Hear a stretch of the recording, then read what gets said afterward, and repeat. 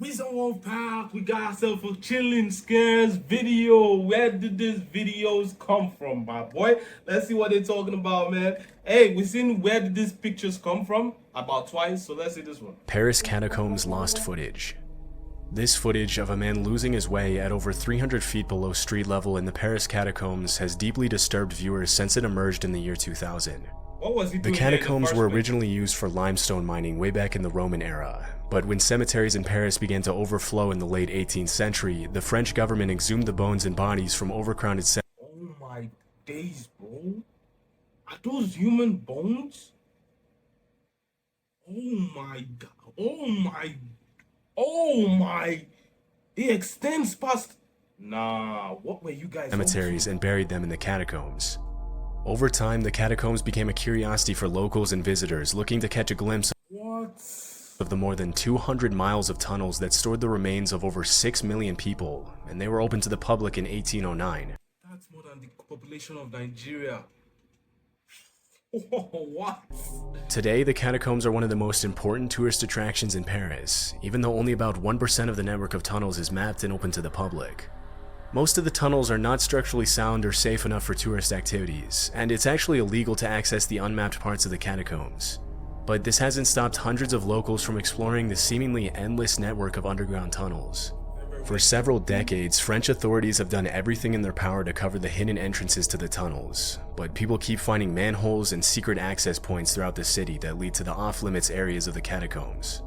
Although this footage was recorded in 1993, it wasn't released to the general public until the year 2000, when it was shown as a part of an episode on the ABC Family TV show Scariest Places on Earth.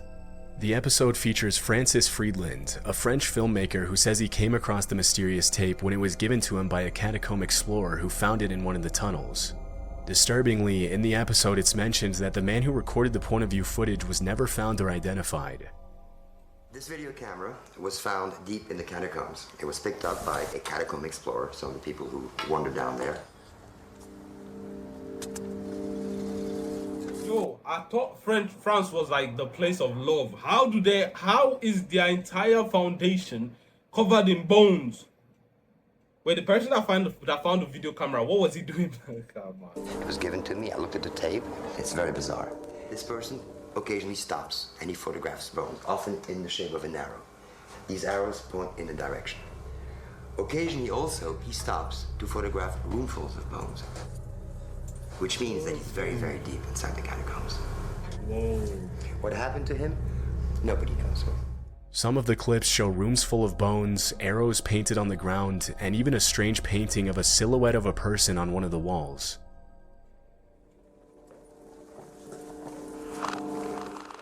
So basically, he's filming what he's seeing. Endless. Very deep inside the catacombs. View shots, other than our pictures of bones. Human bones. These were the poor Parisians who died over the last 1,000 years.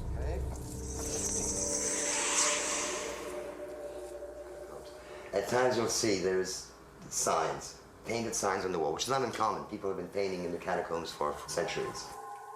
So it is possible with these paintings that we may be able to retrace an itinerary to some extent.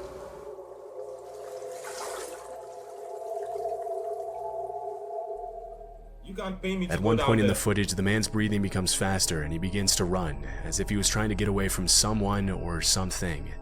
Occasionally, the man stops, presumably to get his bearings and find a way back to the surface.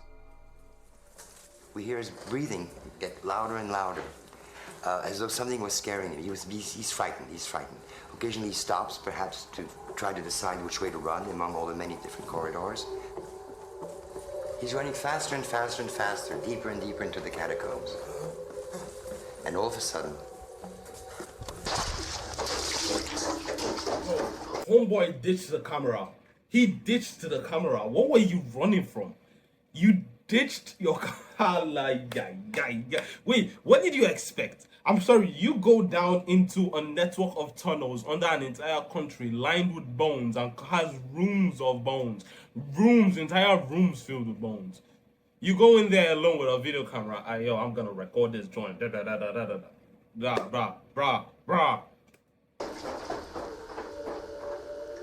And he keeps rolling until it runs out of tape. As the footage progresses, he runs faster and faster, until suddenly he drops the camera on the ground, where it continues to film until the tape runs out. After analyzing the video, Friedland explained that the room's filled with disorganized heaps of bones, and the fact that there's little to no graffiti on the walls of the tunnel meant that the man who recorded it would have been extremely deep inside the catacombs. Determined to unravel the mystery of what had terrified the missing man, Francis Friedland ventures into the catacombs with his crew. After comparing the footage to what they were seeing inside the catacombs, Friedland and his crew estimated that the missing man had been exploring the tunnels at around 300 feet below street level. At that depth, if flashlights or other light sources malfunction or run out of battery, the chances of getting out are pretty much zero. At one point during the episode, After 6 hours, the group was exhausted and running low on batteries. Francis decided to abandon the search. the crew's flashlight What were they searching for? The man? I thought he was done. He was a gunner. Definitely a gunner, bro, because I don't know how... batteries begin to run low, and Friedland decides to give up the search, but then realizes that getting out is going to be much more difficult than getting in. Suddenly, Francis spots the same painting on the wall from the original footage, and after walking through the tunnel, they find the same room full of bones from the video. Despite these discoveries, they couldn't find whatever had scared the explorer who recorded the footage, and in the end, Francis and his crew give up and decide to call off the search after spending 12 hours underground. After the episode was released, thousands of viewers took to online forums to discuss possible theories regarding the footage. One of the most widely accepted theories is that after losing his way and realizing that he was probably not going to make it out alive, the man panicked due to claustrophobia and began to run, not knowing what else to do. So he didn't know he had claustrophobia before he went in there. You didn't know, yo, bruh. But this theory wouldn't explain why he would drop his camera, one of his only sources of light. This fueled the possibility that the man had seen another person inside the catacombs. In the last few decades, several catacomb explorers have reported being robbed while they were inside the tunnels. If the man unexpectedly saw another person so far below street level, he may have feared the worst, which would explain why he began to run and drop the camera. Another popular theory is that the man saw something else that scared him. Scientists have explained that when the wind blows through the cracks in the walls of the catacombs, it makes an extremely low frequency noise called infrasound, or as it's sometimes referred to, the ghost frequency. This sound is normally inaudible, but the extreme bass sound has been demonstrated to create a range of bizarre effects in humans, from chills to anxiety to extreme sorrow. The ghost frequency is also known to make the human eye vibrate slightly, which makes people see shadows out of the corner of their eye, and coupled with the strange sensations the frequency creates in people. What kind of a frequency is that, bro? What? First of all, it makes you feel anxiety, scared, then it makes your eyes vibrate for you to see shadow. Nah. It's not hard. That's a war crime, bro. That has to be some kind of a war machine. A weapon, bro. To see why the man could have thought he saw something down there with him. This is definitely a possibility, but other people think the footage was just staged by the producers of the show to creep people out. It's strange how only about a minute and a half of the original footage was released to the public, but in the episode, Francis Friedland claimed that the original footage was over 40 minutes long, and all we have is his word about how the footage was even found in the first place. It was never confirmed whether the footage was staged or not, but what we do know for sure is that it was recorded 300 feet below street level in the catacombs. Hopefully with time we'll have more information, but for now the origin of this unsettling footage remains unknown. I mean, they could have released only 1 minute because that was the only part that was interesting. You know, like, come on, bro. It's all retention with all this TV and movie stuff. It's all about retention. So they wouldn't release the entire 40-minute script because that's not interesting. And probably might disprove some of the theories and, you know, give people too much shit to work on. So, yeah. But 300 feet below street level has to be hot. The catacombs have to be very, very hot. Why do... Nah, bro. Going there without a fan or an AC. What exactly is the sandbox then? It's a 3D metaverse. The building blocks are voxels, which...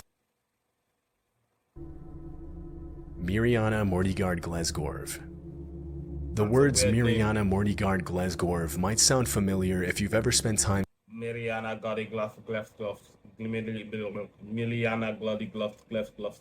that name. Searching for creepy videos on YouTube in the past. The story of Mirjana Mortigard-Glesgorv first emerged in 2008 when a 20-second video with the same title was uploaded to YouTube by a random channel called Urwitzy. After the video was taken down by YouTube for unknown reasons, it was re-uploaded in April of that same year. The video in question shows a man with a mustache in front of a red, cloudy background staring intently at the viewer while an unsettling, high-pitched drilling noise plays in the background.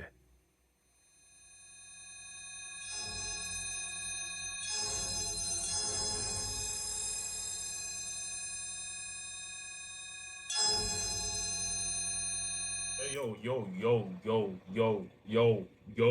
don't look at me, yo. What? Why is your eyebrows raised, bro? I would smack you into next week. Who is you looking at? Right before the end, the shot zooms into the man's face, and he can be seen grinning with his eyebrows raised for 2 seconds. In the weeks following the original upload, multiple duplicate videos surfaced on YouTube, including an extended 2-minute version accompanied by a creepypasta in the description, which was uploaded by a small channel dedicated to posting random, disturbing videos. According to the description in the extended video, the original version that was taken down also lasted 2 minutes, and it was removed by YouTube after 153 people who viewed it ended their lives by taking out their eyes and mailing them to YouTube's main office in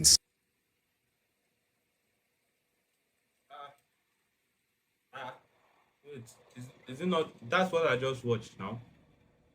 I just watched the same.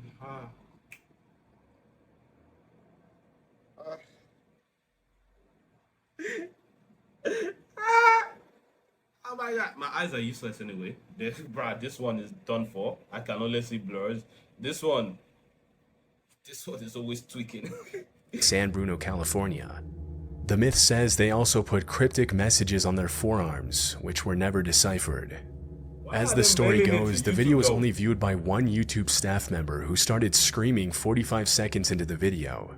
The story also says that none of the other staff members who were in the room dared to look at the screen, but they reported hearing a high-pitched drilling sound before they turned off the monitor. It's mentioned in the myth that the staff member who viewed the video was left severely traumatized and is under constant sedation to this day, and that he claims that he can't recall what he saw. According to the creepypasta, because the IP address for the original video was non-existent, the uploader couldn't be traced by police, and the man featured in the video was never identified. After the extended version was uploaded with the creepypasta in the description, the video quickly gained traction in various online forums like Unexplained Mysteries and 4chan's Xboard. This triggered the creation of dozens of viral chain emails and articles related to Mirjana Mortigard Glesgorv in several different languages. Thousands of users discussed the video on different Q&A sites such as Wiki Answers and Yahoo Q&A, which If they gouged out their eyes, how did they manage to...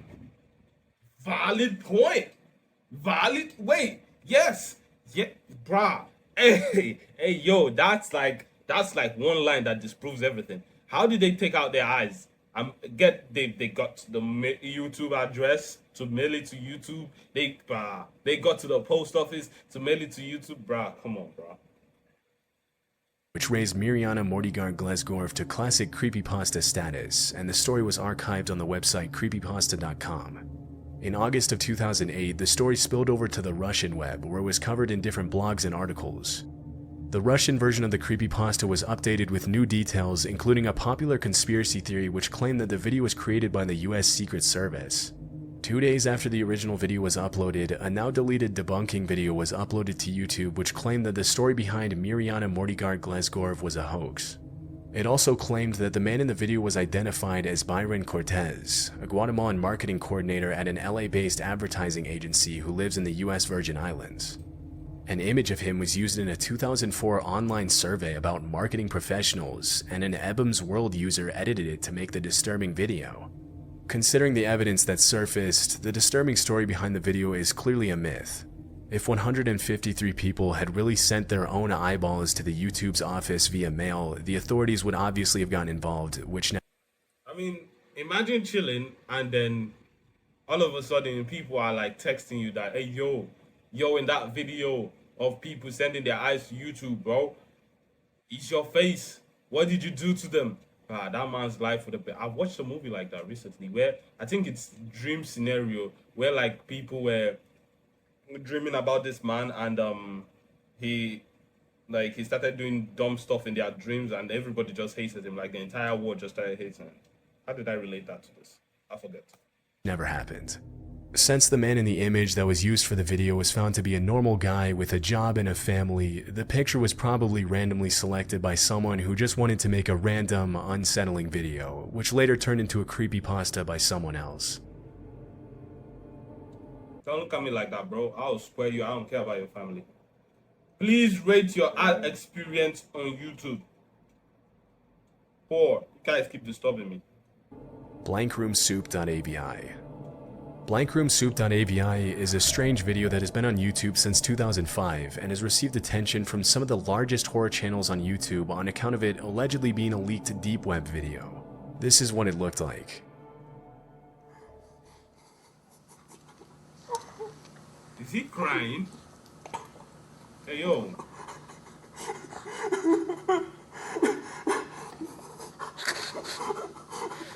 What kind of a fetish ass video is this?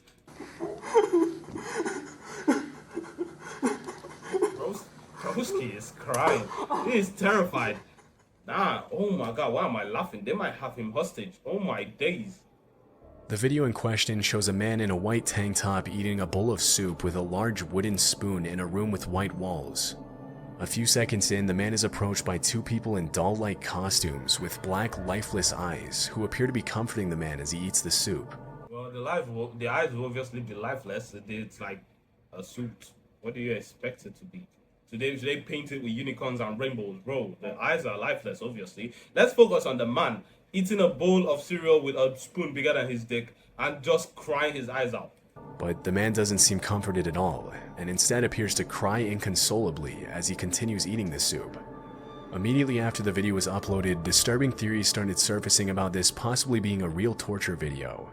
Because platforms like 4chan and Reddit were pretty new at that point, they became hotbeds for speculation on the meaning of blankroomsoup.avi. According to one of the most popular theories, the man and his family had been abducted by people in costumes, and after they murdered his wife and kids, they force-fed him soup containing the remains of his family, threatening to torture him if he didn't comply.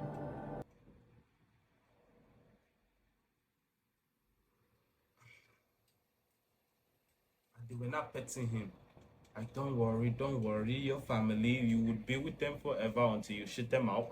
Another theory was that the man was kidnapped alone, and that he's crying in the video out of fear while his captors taunt him with false comfort. In later months, more videos featuring the same characters started surfacing online, with some of them being pretty disturbing. One of them was a continuation to Blankroom Soup, and another involved the disguised characters kidnapping someone on video.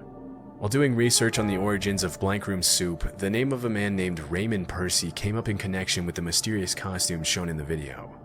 From what I was able to find, Raymond Percy is an animation artist and director who has worked on several big projects including The Simpsons, Frozen, and Wreck-It Ralph.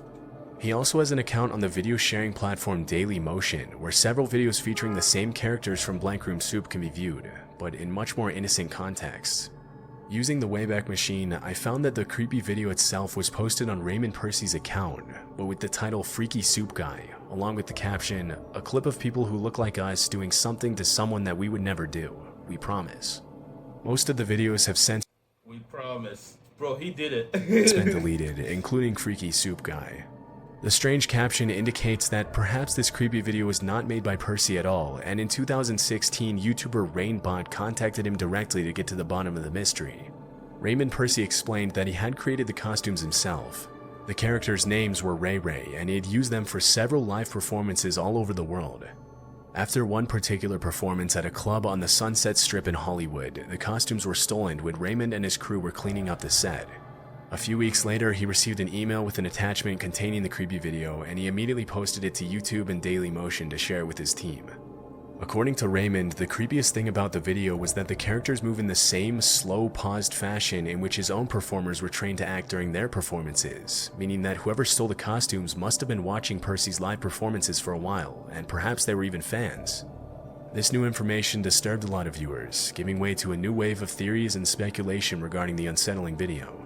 It was later found that the man who was being kidnapped in one of the later videos that surfaced on YouTube was actually Gil Sharon, the drummer of a horror-themed experimental rock band named Stolen Babies. Raymond Percy's sister, Dominique... Why the girl look kinda hot? I don't know, cause girls just get me, bro. Goth girls just get me different, bro. I know I'm reacting to a scary video. I shouldn't think they are hot. I'm really not looking at the guys. This guy would give me nightmares. This one I'd punch in the face. This one I wouldn't trust, but this one, take my money, call me daddy, and get on with your life, baby. Stab me in the heart. I don't even care. Lenore is the band's lead singer, and Raymond had animated some of their videos in the past and included the Ray Ray characters in the videos. In one of the band's photo shoots, the drummer can be seen wearing the exact same costume as in the kidnapping video. The fact that Raymond Percy had participated in the creation of one of the creepy videos that surfaced led many people to believe that the man in the original Blank Room Soup video was actually Percy himself, and that his eyes had been covered so that he wouldn't be recognized. Even if the man in the video is not Raymond Percy, the fact that 3 sequels to the Blank Room Soup video surfaced on YouTube discredits the idea that the original video was a leaked deep web video. It's rare enough to see a leaked deep web video on YouTube, let alone 4 consecutive videos without any of them getting taken down. No, you see, the thing is here, the original one could have been a leaked deep web video, but the subsequent ones were just recreations. Because obviously when people see that the original is getting traction, the original is getting like attention, people are freaking out about the original. People want to hop on that trend. People always do it all the time. They want to hop on that trend, recreate their own. Even if they don't get fame, they will get some likes, some views, some clicks, some this and that from the entire situation. With all the evidence that emerged, many users claimed that everything Percy had said about the costumes being stolen was a lie. Because if they had actually been stolen and used for the disturbing videos, the last thing Raymond Percy or anyone would have done is to post the videos on YouTube and not report them to the police. Some people even speculated that the whole thing might have been a promotional campaign for the band's Stolen Babies, but this hasn't been confirmed.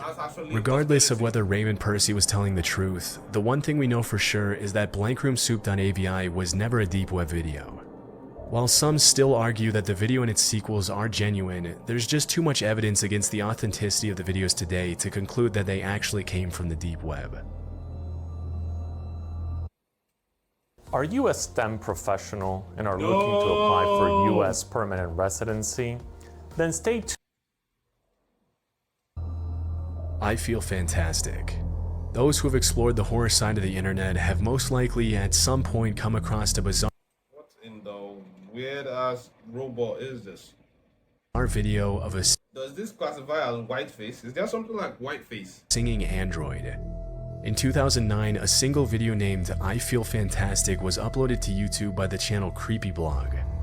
It was the only video ever uploaded to the channel, and it basically shows a robotic humanoid singing the words I feel fantastic, you feel fantastic, you are fantastic, I am fantastic, hey hey hey, over and over again inside a room at night. As the video progresses, the android is shown in different poses and wearing different outfits.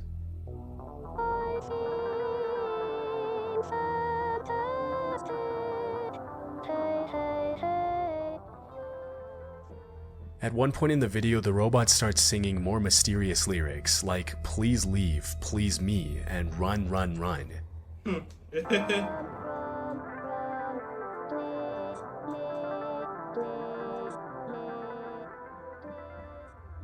The description of the video is also extremely strange and goes into the Greek myth of Pygmalion, the sculptor who couldn't find a woman who was good enough for him, so he decided to make an ivory statue of the perfect woman himself, which the goddess Aphrodite later brought to life for him. The only link between the myth and the video is that the person who wrote the description suggested that maybe the robot was its creator's idea of beauty. At around the 2-minute mark, the video turns into a shot of a heap of leaves and branches in a random backyard with absolutely no context or explanation. Yeah, yo.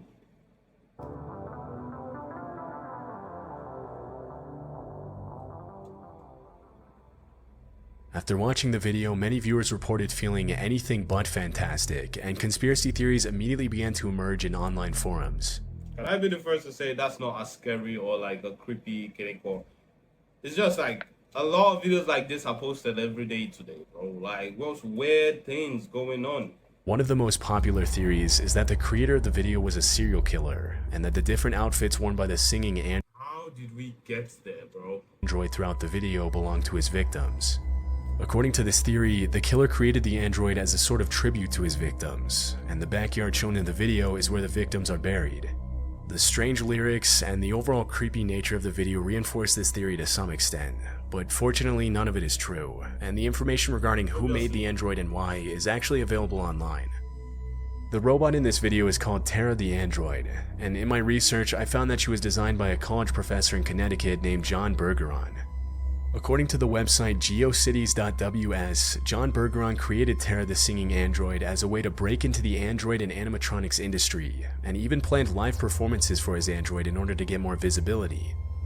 Tara the Android also appeared on a sketchy-looking tech website called AndroidWorld.com, where you can buy the original DVDs and music videos of Tara and other similar robots singing.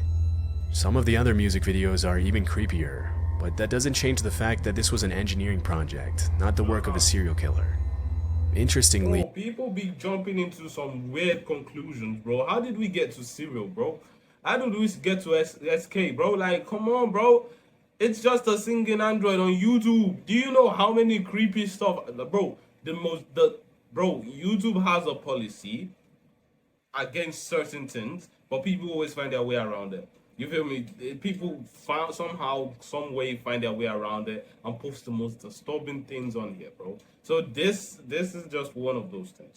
Although the video was uploaded in 2009, the last update that John Bergeron made to his website was in 2006, which means that the channel Creepy Blog might not even be John Bergeron's channel at all.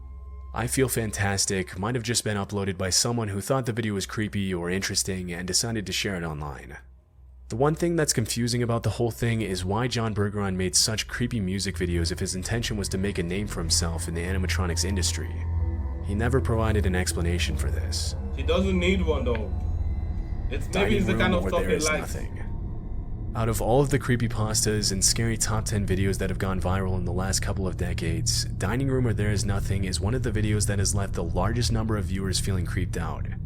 If you've seen the movie House of Wax, this will remind you a lot of House of Wax. This unsettling 1-minute loop film was uploaded to YouTube in 2006. It shows a pale-faced woman sitting at the end of a dining room table in a dark house with a fire burning outside the window.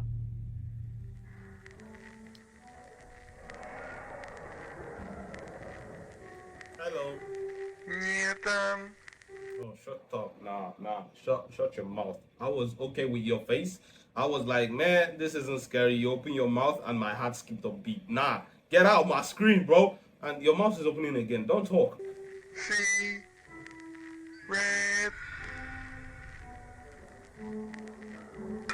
Hey, yo.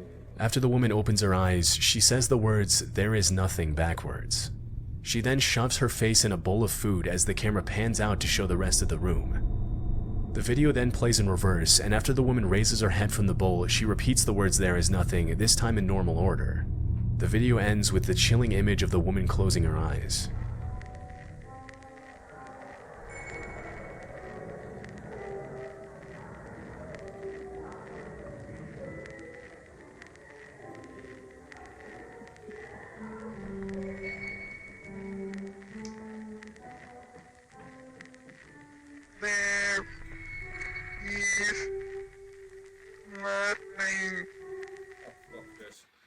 Fuck this, bro. Nah.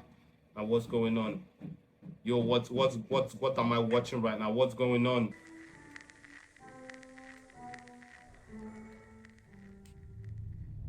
A year after the original video was uploaded, the creator uploaded the same video in high definition. Since the original upload, Dining Room Where There Is Nothing has received almost 10 million views, and the haunting video has become a classic in the online horror community. The creepy nature of the video created a lot of speculation in online forums and social media platforms, with several users claiming that whoever watched Dining Room Where There Is Nothing would be cursed. The intense stare of the woman and her cryptic message have continued to terrify viewers to this day, and even if there are countless other videos online that could be considered creepier, many people have reported that something about Dining Room Where There Is Nothing has made them feel especially unsettled.